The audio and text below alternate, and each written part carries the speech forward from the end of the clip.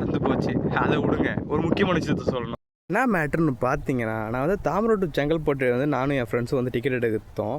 But அவன் அந்த தாம்பரம்ல உள்ள ஜங்ஷனில் வந்துட்டு தாம்பரம் டு சென்னை பீச்சுன்னு சொல்லி டிக்கெட் கொடுத்துட்டாரு.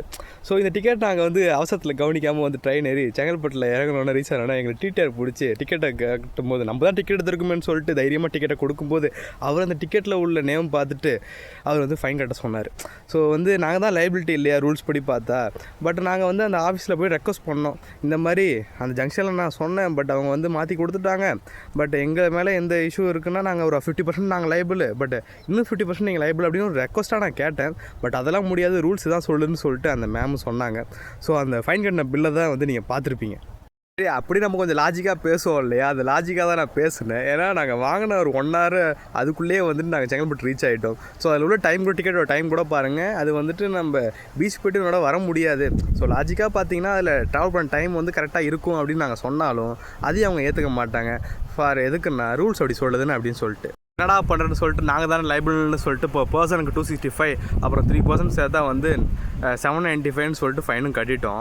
ஸோ ஃபைனு கட்டிட்டதுக்குள்ளே என் ஃப்ரெண்டுக்கெலாம் வந்து ஒரு ஆக்ரோஷமாக கொந்தளிச்சான். இது நம்ம பண்ண தப்புனால இருந்தாலும் ஒரு லாஜிக்காக பார்த்தா இது அவங்க மேலேயும் தப்பு இருக்குல்ல, இதெல்லாம் நம்ம எங்கே போய் சொல்கிறதுன்னு கேட்டால் அப்புறம் நான் வந்து நாங்கள் வந்து கம்ப்ளைண்ட் பண்ணிட்டோமா, லெட்டர்லாம் கொடுக்கட்டுமான்னு அப்படி பேசிகிட்டு இருக்கும்போது கொடுங்கன்னு சொன்னாங்க.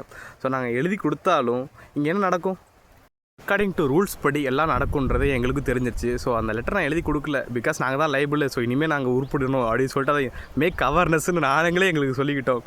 அதுதான் அடிக்கடி என் அண்ணன் ஒன்று சொல்லுவான், அப்புறம் நிறைய பேர் எனக்கே சொல்லுவாங்க, அவேர்னஸ் வீடியோ போகிற நீயே அவேர்னஸ் இல்லாமல் இருக்கே அப்படின்ட்டு.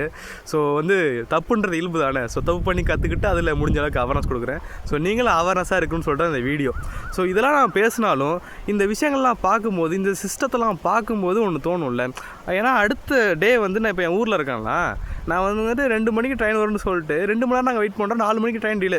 ஸோ அங்கே ஒரே ஒரு வார்த்தை தான் வருது, உங்கள் தடங்களுக்கு நாங்கள் வருந்துகிறோம் அப்படின்ட்டு. உன்னோட வருத்தத்தை வச்சு நான் என்னடா பண்ண போகிறேன். ஃபகத் ஃபாசில் வந்துட்டு இந்த சூப்பர் டைலர்ஸ் ஒரு டைலாக் சொல்லுவார், அந்த டைலாக் தான் எனக்கு அப்படியே ஞாபகம் வருது. ஏன் லேட்டு? ஏடிஎம்ல காசு இல்லை, அதான். 250 ரூபா கொடுத்தாங்களா?